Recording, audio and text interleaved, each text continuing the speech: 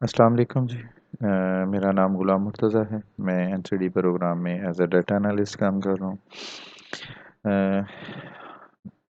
हम एक आपके लिए रिकॉर्ड वीडियो क्रिएट कर रहे हैं जिसमें हम आपको आईएसए ऐप और वेब पोर्टल के बारे में बताएंगे। फर्स्ट ऑफ ऑल हम डिस्कस करते हैं आईएसए ऐप पे।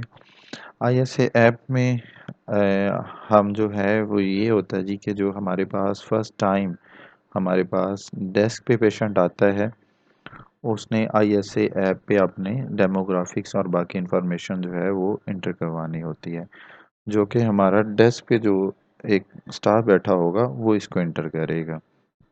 ठीक है।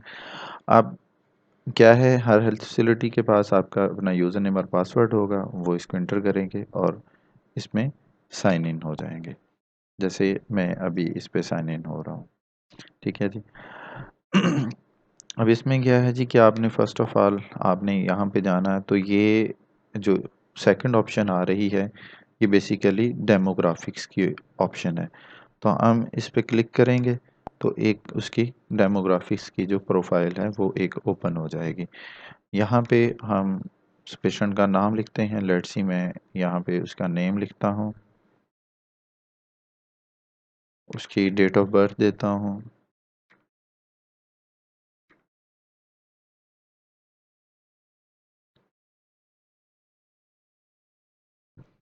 सिस्टम ऑटोमेटिकली उसकी जो एज है वो कैलकुलेट कर लेगा। हम यहाँ से उसका जेंडर सेलेक्ट करेंगे। ठीक है। हमने उसका जेंडर सेलेक्ट किया, हम उसका मैरिटल स्टेटस सेलेक्ट करेंगे। ठीक है। आप जहन में रखें, अगर आप मेल का जेंडर सेलेक्ट करेंगे उसके अकॉर्डिंगली आगे क्वेश्चंस आएंगे, फीमेल सेलेक्ट करेंगे फीमेल्स के क्वेश्चंस आएंगे, मैरिटल स्टेटस की बेस पे आगे क्वेश्चंस आएंगे। इसलिए आपने इन चीज़ों को ध्यान से जो है वो फिल करना है। मैंने इसको मैरिड कर लिया। आगे इसका कॉन्टैक्ट नंबर है। कॉन्टैक्ट नंबर का ही हमने अब इसमें कुछ मज़ीद चेकअप लगा रहे हैं। इसमें आपने इसका कॉन्टैक्ट नंबर जो है वो प्रॉपर से इंटर करना है। ठीक है। अगर कोई पेशेंट नहीं लेके आ रहा तो उसको आपने बार बार उसको कहना है या फिर उसको कहना जी कि अपने घर से फ़ोन करके नंबर ले लें। ठीक है। उसके बाद उसका CNIC नंबर होगा जी। CNIC नंबर को हमने इंटर किया। नेक्स्ट होगा जी कि हम उसकी जो है वो ऑक्यूपेशन का उससे करेंगे। मैं इसमें गवर्नमेंट की, नेक्स्ट मैं उसमें उसकी क्वालिफ़िकेशन इंटर कर देता हूँ। किस डिस्ट्रिक्ट से है वो आपने डिस्ट्रिक्ट उसकी सिलेक्ट करनी है। उसके बाद उसकी जो तहसील होगी वो आपने सेलेक्ट कर देनी है। उसके बाद इसको आपने सेव कर देना है। जब आपने इसको सेव करना है तो सिस्टम आपको क्या इसका एक यूनिक आईडी देगा। इस यूनिक आईडी को आपने उसका जो आपने उसके पास जो परफॉर्मा होगा, जो आप के पास एक वो लेके आएगा, जो हॉस्पिटल की एक स्लिप होगी, उसके ऊपर आप ये उसको मेंशन कर देंगे। ठीक है। इसकी बेस पे ही उसका सारा रिकॉर्ड निकलेगा। तो ये वाला जो टोकन है ये मोस्ट इम्पॉर्टेंट है हमारे डाटा के लिए। ठीक है। अच्छा जी, अब क्या हुआ जी, हमने इस पेशेंट को इसकी डेमोग्राफिक्स एंटर की, हम इसको क्लोज करते हैं। नेक्स्ट क्या हुआ जी कि उसकी जो नेक्स्ट जो इन्फॉर्मेशन है वो आ गई है। अब इस इंफॉर्मेशन में क्या है कि हम इसको क्या जी इसका बीपी चेक करेंगे, उसको इंटर करेंगे। हमने क्राइटेरिया रखा हुआ है जी, जब बीपी सिस्टोलिक 140 से 140 या 140 से अबव होगा तो वो उसको ऑटोमेटिकली रेड कलर कर देगा। मतलब जहाँ पे भी वो हमारी कंडीशंस में हमने जो क्राइटेरियाज रखे होंगे वहाँ उससे वो अपर में जाएगा तो वो उसको रेड कलर में कर देगा। तो यहाँ पे भी मैं अब 90 कर रहा हूँ तो ये उसको रेड कर दिया, और अगर मैं लेट्स सी मैं अगर इसको 80 करता हूँ तो फिर उसको वो ब्लैक कलर ही कर देता है। ठीक है। तो ये क्या हुआ जी कि बेसिकली हमने यहाँ पे बैकएंड पे कुछ एल्गोरिथम यूज़ किए हुए हैं।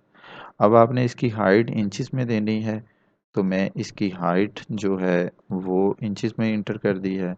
वेट है वो हमने इसका इंटर करना है, मैंने वो इंटर कर दिया।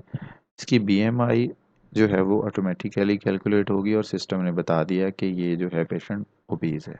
ठीक है, ये बेसिकली उसके डिस्क असेसमेंट हो रही है उसकी। अब उसकी जो हिप टू वेस्ट रेशो है वो आपने देनी है। मैंने हिप की मेजरमेंट्स बताई, आगे मैं इसकी वेस्ट की मेजरमेंट्स बता देता हूँ। तो ये पेशेंट्स की हिप टू वेस्ट रेशो निकल आई और उसका यहाँ से भी हमें पता चल गया कि ये पेशेंट जो है वो ओबीज है। अब नेक्स्ट है जी कि हम पेशेंट से ये पूछते हैं कि जी वो इन डिजीज़ में ऑलरेडी तो नहीं है, उसको ये बीमारियां पहले तो नहीं है, तो हम उससे पूछते हैं नॉन केसेस कि वो ऑलरेडी तो नहीं इस बीमारी में मुब्तला है, उसको पता है पहले। तो अगर वो है और वो आपको बताता है जी कि मैं पहले से ही इस बीमारी में मुब्तला हूँ, तो आपने उसको यस में सेलेक्ट कर देना, और अगर नहीं तो आपने नो में करना है। ठीक है जी, अब मैंने इसको भी यस कर दिया, इसको मैंने नो कर दिया। अब एक चीज़ देखें, जब मैंने इसको नो किया तो डिफरेंट क्वेश्चन आए थे, अब मैं जब यस पे क्लिक करूँगा तो कुछ क्वेश्चन स्किप हो जाएंगे। ठीक है, तो ये बड़ी इम्पोर्टेंट इन्फॉर्मेशन होती है। ठीक है, तो इसको केयरफुली आपने इसको परफॉर्म करना है। मैं इसको भी कर रहा हूँ आगे फर्दर, ये सारी इन्फॉर्मेशन जो है मैं इसके इंटर कर रहा हूँ जी। ठीक है,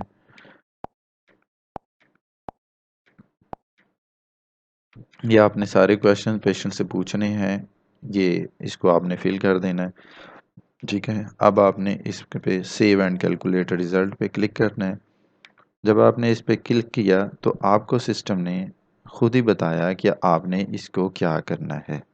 ठीक है, सिस्टम ने बताया जी कि आप इसकी जो बीपी है इसको नॉन केसेस है, तो इसको आपने बीपी इसका चेक करवाएं। ठीक है, इसको डायबिटीज़ के लिए आप इसको जी क्या है एनसीडी क्लिनिक पे रेफ़र करें। सीओपीडी के लिए भी इसको आपने एनसीडी क्लिनिक पे रेफ़र करना है, क्योंकि इनके स्कोर जो हैं वो हाई हैं। ठीक है, अब पेशेंट की यहाँ पे आपने बीएसआर इंटर करनी है। ठीक है, याद रखें जब आपने ये काम करना है, सिस्टम जिस पेशेंट की बीएसआर की ऑप्शन देगा आपने उसकी ही बीएसआर को इंटर करना है। फर्स्ट ऑफ ऑल तो ये बात है कि सिस्टम आपको ऑप्शन ही नहीं देगा। ठीक है, और अगर ये मोस्टली होता है कि जी कुछ हेल्थ फैसिलिटी में ये रूटीन चलती है कि जो पेशेंट भी आ रहा है एनसीडी डेस्क पे, वो हर पेशेंट की ही जो बीएसआर है वो परफॉर्म करते जा रहे हैं, जो कि गलत वे है। पहले आपने आईएससी ऐप के थ्रू से उसकी स्क्रीनिंग करनी है। अगर ऐप आपको कहे कि जी इसकी बीएसआर परफॉर्म करें, देन आपने करनी है, अदरवाइज आपने उसकी बीएसआर परफॉर्म नहीं करनी। तो अब मैं इसकी बीएसआर की वैल्यू दे देता हूँ जी। ठीक है, और मैं इसको अब सेव कर देता हूँ। अब ये उसकी टोटली जो रिपोर्ट थी वो जनरेट हो गई है, ये उसका डाटा जो है वो सेव हो गया है। ठीक है, उसके बाद ये आपकी इंफॉर्मेशन हमारी स्क्रीन में नहीं है, इसकी कोई ज़रूरत नहीं है। ठीक है, तो इसको ये हमारा एक जो है एक पेशेंट जो है उसकी डिटेल जो है वो इंटर हो गई है। ठीक है जी, यहाँ तक जो था वो हमारा आईएसए ऐप का था।